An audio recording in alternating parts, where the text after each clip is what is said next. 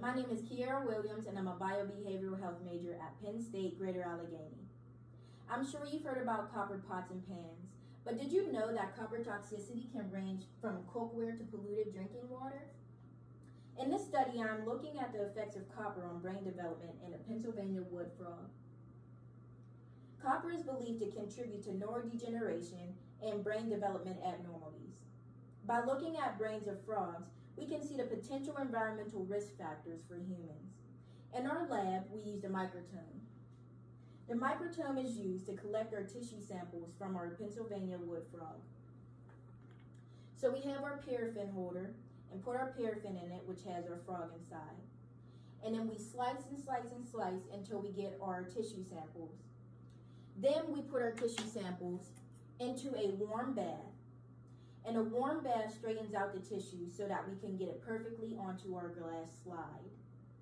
After we get it onto our glass slide, it looks like this.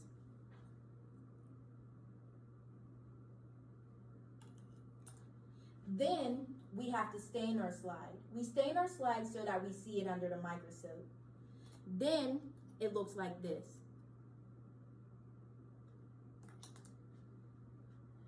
Next, when we look at it under the microscope, that helps us see the structures and how big or how small the brain is. And that also tells us maybe if the frog is in a greater exposure of copper, is it too small? Is the brain too small now? Or are there more abnormalities than the one that was in lesser exposure? Then we collect a digital picture. The digital picture helps us better observe and closer observe the frog brain structure. Then we go into the data analysis. When we go into the data analysis, we then are able to see the measurements of the frog brain and the structures. The study is still continuing to understand neurotoxicity in humans by examining the brain in frogs that live in an environment that we live in and drink in.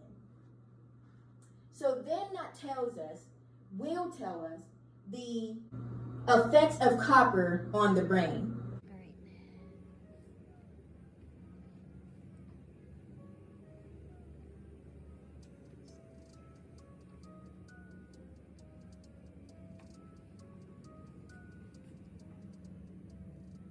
Hello everyone, welcome to Penn State Greater Allegheny's Core Laboratory.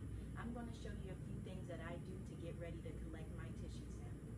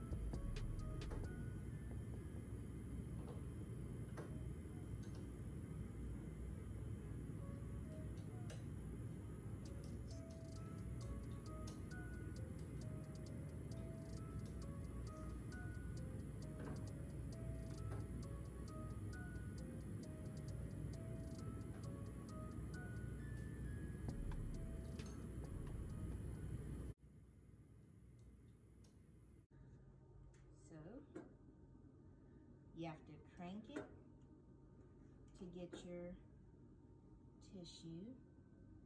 And this is the hard part. Put it down into the warm bath.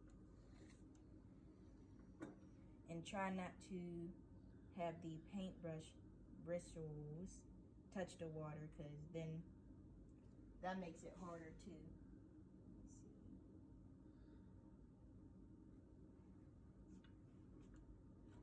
Let's see. That wasn't a good slide. Okay.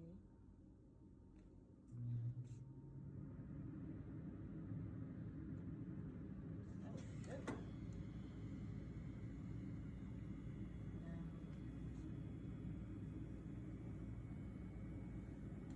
Next, you grab your glass slide, dip it under the water, and it looks like this. After you dip your slide under the water, this is what it will look like.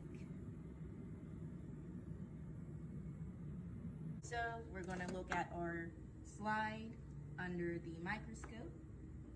And since technology is great, we have this adapter piece.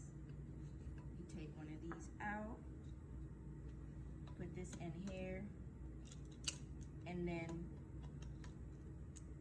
this part is for you to put your phone onto, so you can take pictures of the slide with your phone.